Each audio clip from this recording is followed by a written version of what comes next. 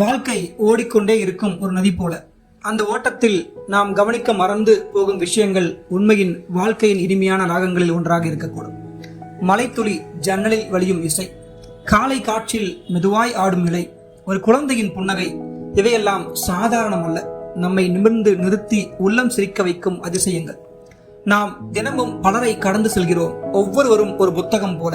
அவர்களின் முகத்தில் தெரியும் கோபம், ஆச்சரியம், மகிழ்ச்சி, உற்சாகம், அவை அனைத்தும் கதைகளின் பக்கங்கள்.